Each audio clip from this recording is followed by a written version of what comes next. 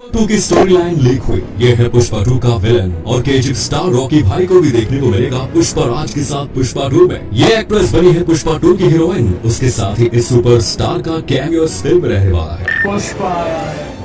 पुष्पा 2 के टीजर आने से ही हर तरफ खलबली सी मच गई है। पुष्पा के फर्स्ट पार्ट के आखिर में हमें दिखाया जाता है कि पुष्पा ने जॉली रेड्डी, शेरू गैंग और पुलिस ऑफिसर शेखावत को नीचा दिखाते हुए शेखावत सर भूतनी के शेखावत से दुश्मनी मोल ले लेता है। उसके बाद पुष्पा अपनी गर्लफ्रेंड रश्मिका मंदाना के साथ शादी करने पहुंच जाता है और शादी के मंडप पर बैठे अपने फेमस डायलॉग बोलता है और फिल्म खत्म हो जाती है। अब पुष्पा 2 की शुरुआत में दिखाया जाएगा तिरुपति के जेल में पुष्पा कैद है और उसके ऊपर बेरहमी से टॉर्चर किया जा रहा है और ये टॉर्चर करने वाला कोई और नहीं पुष्पा 2 के विलेन यानी कि पुष्पा का बनाया हुआ पुराना दुश्मन पुलिस ऑफिसर शेखावत ही है, जो पुष्पा की जेल में होने का नाजायज फायदा उठाते हुए उसकी बीवी रश्मिका के साथ जबरदस्ती गंदा काम करता है और उसके साथ जॉली रेड्डी भी मिला हुआ है, जो कि पुष्पा से अपना पुराना हिसाब चुकाने के लिए श्रीवल्ली को बेरहमी से मार देता है। पुष्पा के भरोसे का आदमी और उसका राइट हैंड कसाब ने अपने स्वार्थ के लिए मिलकर जॉब छोड़ के पुष्पा से हाथ मिलाया था। माना जाता है कि इसी स्वार्थ के कारण कसाब आईपीएस शेखावत को पुष्पा के बारे में सारे पोल खोल देता है, जिससे कि पुष्पा को पूरी तरह से मिटाया जाए और कसाब लाल चंदन सप्लाई का डीलर बन सके और अपनी हुकूमत चला सके। बात जब पुष्पा की कानों में आती है तो वो जेल को तोड़कर भाग जाता है। पुलिस को जब ये बात पता चलती है तब वो पुष्पा का पीछा करने लगते हैं और उसको पकड़ने के लिए गोलियां चलाने लगते हैं, लेकिन पुष्पा किसी तरह से भागकर रात के अंधेरे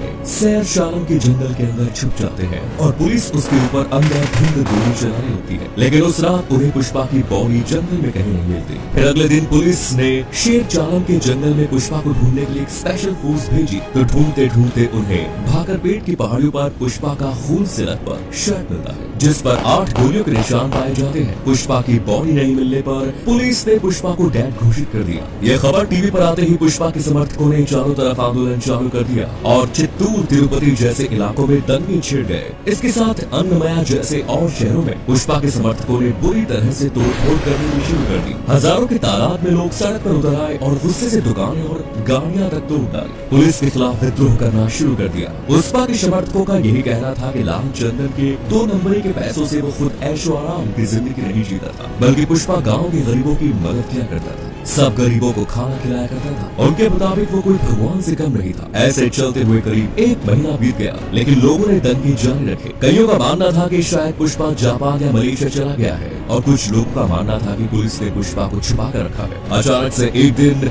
एक न्यूज चैनल की सीसीटीवी फुटेज में पुष्पा खुद को सबके सामने लाता है और उस फुटेज में उसके चेहरे में गुस्सा और फेमस डायलॉग देखने को मिलता है। उसको देखकर उसके सब चाहने वाले बहुत खुश हो जाते हैं, लेकिन सवाल ये आता है कि पुष्पा इतने दिनों से आखिर कहाँ गायब था। कई जानकारों के मुताबिक ये सुनने को मिल रहा है कि केजीएफ के रॉकिंग स्टार यश भी पुष्पा 2 में देखे जाने वाले हैं। दरअसल पुष्पा जब पुलिस से भागकर सब कुछ खोकर शेर चालम के जंगल में गायब हो जाता है, तब जंगल में ही सभी से छुपकर अपनी कलाकारी से चाइना, मलेशिया, जापान जैसे देशों के लाल चंदन के स्मगलर से डील करके भारी रकम मुनाफा कमाता है और इसमें वो लाल चंदन की लकड़ियों को एक्सपोर्ट करने के लिए समंदर के पानी में बहाकर ट्रांसपोर्ट करता है। इसी दौरान पुष्पा को केजीएफ स्टार रॉकी भाई मिल जाता है, जो केजीएफ चैप्टर 2 के एंडिंग में गहरे समंदर में सोने से लदा जहाज लेकर डूब जाता है। इसके बदले रॉकी भाई पुष्पा को हर वो मदद करते हैं जो पुष्पा को जरूरत है, जिससे कि पुष्पा और रॉकी भाई की दोस्ती मजबूत होती है। जहाँ तक कि देखा जाए तो पुष्पा और रॉकी भाई की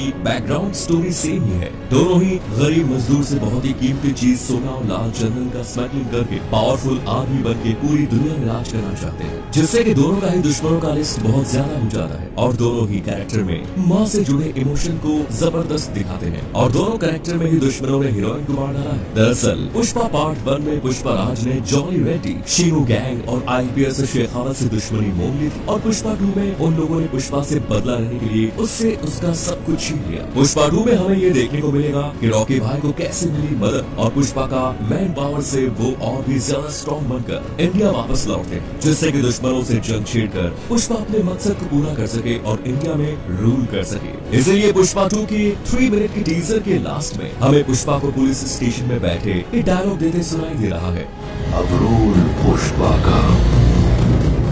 मतलब कि पूरी इंडिया का चंदन एक्सपोर्ट इंडस्ट्री का सरताज बन चुका है। पुष्पा और इसके साथ आने वाले समय में नई नई चुनौतियों और दुश्मनों का सामना करना पड़ेगा, क्योंकि पुष्पा को पूरे वर्ल्ड का चंदन इंडस्ट्री का सरताज बनना है। पुष्पा राज का असली मकसद जो भी अभी बाकी है, जिसकी स्टोरी शायद आने वाले समय में पुष्पा 3 में हमें देखने को मिल जाए। और तब तक के लिए झुकेगा नहीं सारा। धन्यवाद।